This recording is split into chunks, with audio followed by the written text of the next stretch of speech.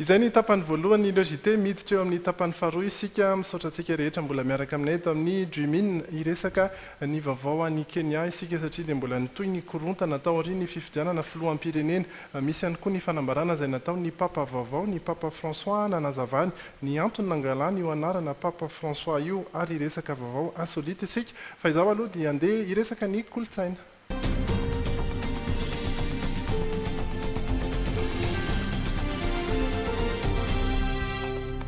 Misy horonan-tsary izay efa mivoaka ny amin'ny tranokalany ary dia paritaka dia miparitaka amin'izao fotoana izao mikasika n'ilay tovolahy antsoina hoe Iandry izy moa dia milaza fa zanak'Idamo izay ao amin'ny tarika maleo misy ny efa nahita ao ihany koa ny olona no efa naheno resadresaka momba n'ity zavatra ity eo ihany koa no mbola tsy nahita sy tsy naheno siosion-dresaka ihany koa ndao arahana ny fanazavana sy ny fanadihadiana natao mikasika an'izay.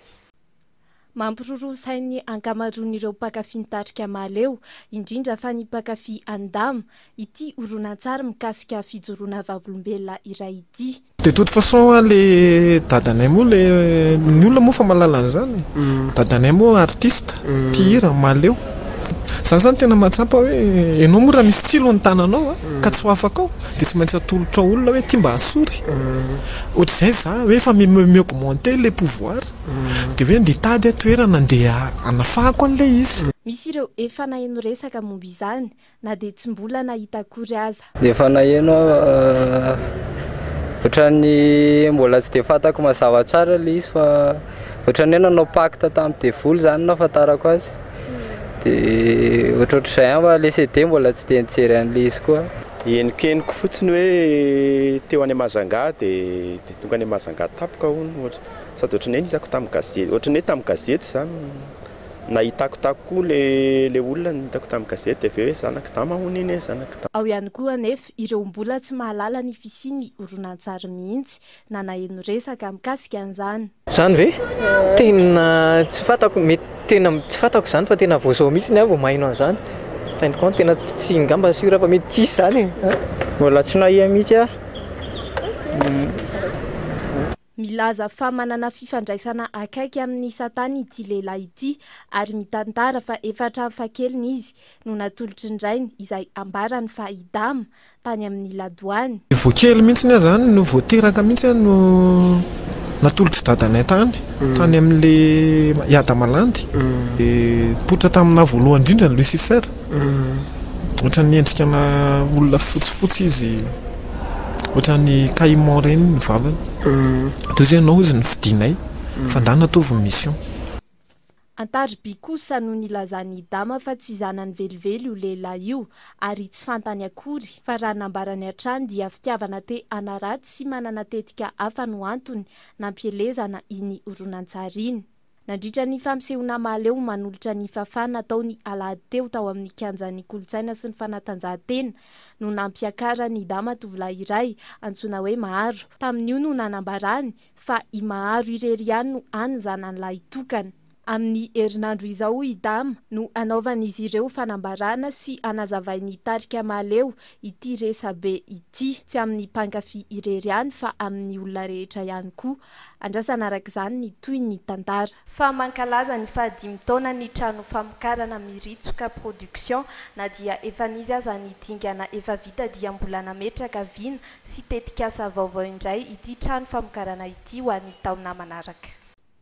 Raha fitiavana mozika tamin'ny alalan'ny fividianana fitaovana tsotsotra no ny antombohan'ny Andriamampianina tale jeneraly ny Miritsoka Production dia efa mahenika 5 taona izany trano famokarana izany ankehitriny ary azo lazaina fa isan'ireo sangany eo amin'ny tontolon'ny famokarana mpanakanto sy fikarakarana fampisehoana maro samihafa eto amintsika. Tsy nitsahatra tamin'ny asan'ireo mpikambana nanomboka ny taona 2024 amin'izao fanamariana ny 15 taona izao dia nametraka vinagoavana izy ireo. Ny eritreretinay koa zany amin'ny taona ity ivelatra zay anao concert ivela Madagasikara itety ny Europe zay manomboka volana juin zay anao nitarika zay ihany volana juillet na août eo zay anao any Lalatina any Ampitan-dranomasina zay zany vinanay amin'ny telo voatsy roa arivo. Betsaka ihany le vina teo mikasika amin'ilay hoe artiste. Isongadina kokoa ny fanamariana izany tsingerin-taona izany satria manandanja lehibe amin'izy ireo. Anomboanay azy dia misy ny fampisehoana fideranan'Andriamanitra satria misaotra azy foana moa zany rehefa ohatra zao any amin'ny faraparan'ny volana May any zay mieritreritra ao ny ivony anasanay izay olona rehetra izay niara ny asa taminay rehetra na ny avy any ampitan-dranomasina ny avy eto an-toerana hanao concert anankiray lehibe zay ampisehonay ny lokony Méritsika Production dia farany taona zay mieritreritra amarana azy amin'ny fideranan'Andriamanitra. Mahatratra 10 eo ireo tompon'andraikitra lehibe na avy tany izay 5 taona izay. Mbola andalam-pieritreretana ny ananganana sehatra ahafahan'ny mpanakanto vao misondrotra ivelatra ny Méritsika Production. Atomboka amin'ny alalan'ny fananganana efitrano kely fandraisam-peo izay isokatra ho an'ny rehetra mendrika ho dimbin'ireo artista efa novokariny izany. Izay ny vaovao kolontsaina nentin'ny Rindra Tahiry ao anatin'izay vaovao kolontsaina izay ihany koa no iresahana amintsika ny fety izay karakaraintsika eto amin'ny Jumina sy ny Canal 7 Events amin'ny fetin'ny Pasika iny. Misy tokoa ny lanonana lehibe ny 30 sy ndraiky amin'ny 30 Martsa ary ny voalohany ny volana Aprily ho atao eny amin'ny Bato Beach Ambohimanambola ary tena fety be no mitranga eny satria misy atao hoe stand ahafahan'ireo ankizy milalao na ny olon-dehibe ihany koa dia afaka milalao amin'izy io. Ny Bato Beach moa dia efa manana ny piscine lehibe dia lehibe ihany koa izay ahafahan'ny rehetra milomano. Misy ihany koa ny cabaret isakariva ary misy ny afomanga isakariva mandritra ireo 2 andro 2 alina ireo izay afomanga izay. Ny lanonana kosa dia 3 andro.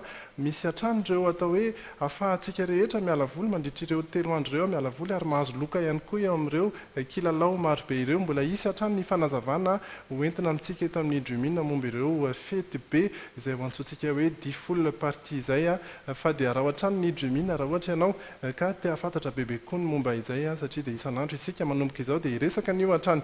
Izay ny vaovaon'ny kolontsaina teto Antananarivo teto Madagasikara. Iresaka ny vaovao avy any ivelany indray isika.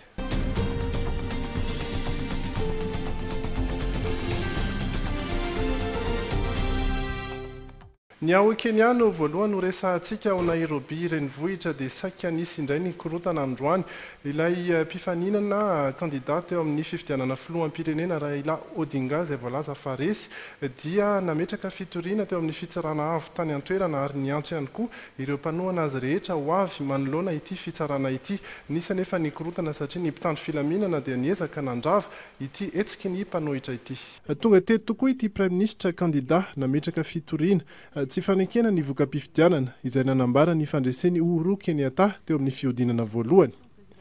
Mangataka ny amerenana ny fanasambato i Raila Odinga amin'ity fitsarana tampony ity izay any afaka mandidy izany fanasana vaovao izany. Tamin'ny toerana maro no nahitana isa tsy mitovy maro. Ny vato manan-kery dia mihoatra ny isan'ny mpifidy voasoratra. Atao koa ny vokatra nomeny ny komisiona manokana ny fifidianana izay tsy mitovy tamin'ny vokatra farany nomena tamin'ny fanisana. I Raila Odinga ihany no manamafy fa io no hijerena raha tena tafapetraka marina ny demokrasia ao Kenya. Izy mantsy dia milaza fa miray tsikombakomba amin'ny Uhuru Kenyatta io komisiona io. Raha tsy haivina dia nahazo 57 isan-jato io filoha voafidy io, izany hoe raha io no arahana dia lany avy hatrany izy fa tsy mila fiodinana faharoa intsony. Ireo mpanara-maso iraisam-pirenena tonga tany an-toerana nefa dia samy nanambara fa azo atao hoe nizotra ara-dalàna ity fifidianana ity.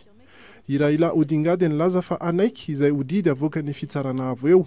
I Uhuru Kenyatta kosa izay lany filoha dia mbola tsy afaka anao ny fianianana ofisialy raha tsy mivoaka io didiny ny fitsarana io. Ny ao tamin'ireo mpanao gazety kosa androany ny Papa François teo no nanambarany fa mila fiangonana mahantra ny tenany ary fiangonana natolotra ho an'ny mahantra ihany koa. Teo ihany koa no nanazavany na tonga azy ifidy ilay anarana hoe François andeha arahantsika raha ny fanambarany. François d'Assise amiko ny olona manamarika ny fahantrana. Izy no olon'ny filaminana, izy no mijery akaiky sy mikojakoja ireo izay noforonin'Andriamanitra. Ary samy mahita isika fa amin'izao fotoana dia ratsy ny fifandraisantsika amin'izay noforonina izay. Io masinda io zany no anome antsika io filaminana io. Ary tena iriko mafy ny hoe mahantra ny fiangonana, mba ho fiangonana mahantra izy ary ho an'ny olona mahantra. Pour les pauvres. Et per i poveri. Fantatra ihany koa moa nandritra izay resadresaka nataon'ny papa François tampanao gazety izay fa iona amin'ny papa misotro ronono Benoît fa 12 ny tenany ny fa 13 ny volana martsa ho avy izao ho an'ny Castel Gandolfo izy ary ao anatin'izay no isiny izay resadresaka izay fa araky ny henontsika teo dia mangataka fiangonana mahantra ny papa François taorian'ny fahalanina nefa dia efa maro be sahady ireo mpivarotra izay atao hoe mivarotra ny sariny mivarotra ny anarany ary mandefa ihany koa izay vaovao resaka varotra izay. Ora Vitsimonja taorian'ny nalanin'ny papa vaovao dia efa niasa mafy ireto mpivarotra indrindra ao Rome. Eto izao dia carte postale Anarivo no navoaka. Niasa tsy nijanona mihitsy izahay ary vao maraina be dia efa nanomboka ny fanamboarana. Sarin'ny papa François miaraka amin'ny loko mavo sy fotsy lokony Vatican no amidy eto. 50 centime ny vidiny iray amin'ny mpivarotra sasany. Misy kosa nefa ny mpivarotra Masa mivarotra izany lafilafo kokoa hatramin'ny avo 3 ny vidiny io. Ny reniko izao no nanafatra iray amin'ireo mbola hiezaka hitondra an'ireo amasinina azaho. Ny ampitso ihany dia efa maro ny karazan'entana azo novidiana teto Roma. Porte-clés ohatra izay namboarina ny aluminium ihany koa. Misy koa ny lamba sy akanjo isan-karazany izay heverina fa tena ho be mpividy tokoa. Misy sapele manitra ihany koa ato aminay, misy sarin'ny papa François ao ambadika dia misy vavaka amin'ny teny maromaro eto anoloana. Izay ny momba n'iny somary efa vaovao atao hoe matsikaiky ihany ireny fivarotana zavatra madinidinika manodidina ny papa François ireny kanefa ny papa manokana dia efa milaza fa mangataka fiangonana mahantra ny tenany fa ity vao tena hafakely ity voraisintsika ao anatin'ny insolite ity.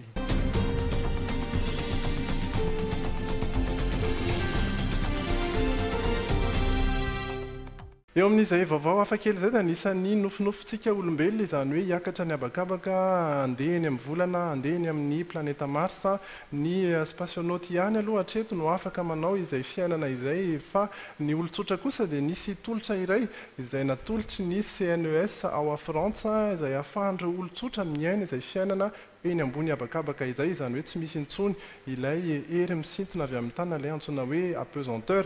Nitranga omaly ity vaovao ity ary olona vitsivitsy nandovola atao hoe lafilafy ihany no afaka niaina ity fiainana ity. Olona 70 naniry anatanteraka ity nofo ity no nahatanteraka izany omaly dia ny anandrana ny fiainan'ireo izay manidina ivelan'ny atmosferan'ny tany. Tsy nivoaka lavitra ny tany anefa izy ireo fa nandeha ity fiaramanidina manokana antsoina hoe R0G ity. Fiaramanidina fanandramana izy ity ary izay mihitsy ny tanjony ny anome ireo mpandeha ny fahatsapana hoe toninina rehefa afaka ilay antsoina hoe apesanteur ary toninina rehefa eny amin'ny planeta Mars na eny amin'ny volana. C'est surtout troublant. Tena hafahafa ilay izy, miainga ilay fiaramanidina fa tsy enina mihitsy dia avy eo tsy misy aina intsony ny zava-mitranga fa dia mitsingevana eny izahay. Mahafinaritra ilay izy ary lasa mampalahelo mihitsy rehefa tafapetraka. Tena matsiaro maivana ianao eny ambony eny na arabatana io fa eo amin'ny fanasy saina ihany koa. Tony ahoana ny fitsingevan'ny olona eny amin'ny volana, tony ahoana ny eny amin'ny planeta Mars, izay rehetra izay no nandramana ireto mpandeha ireto. Lafo dia lafo ny sidina 2 ora satria dia nahatratra 9,000 izy ity, izany hoe 12 tapitrisa ariary. Nandalo fitiliana aram-pahasalamana ihany koa izy ireo vao afaka nanao izao sidina izao. An'ny Airbus ity fiaramanidina ity fa kosa tetikasan'ny CNES na ny ivitoerana frantsay amin'ny fikarohana anabakabaka. Ny tanjon'izy ireo dia ny anomanana ny olon-tsotra amin'ny sidina ivelan'ny tany amin'ireo planeta maro hafa. Lafo-mavao farany arahantsika eto amin'ny logiteny amin'ny androany dia ny fanatanjahantena.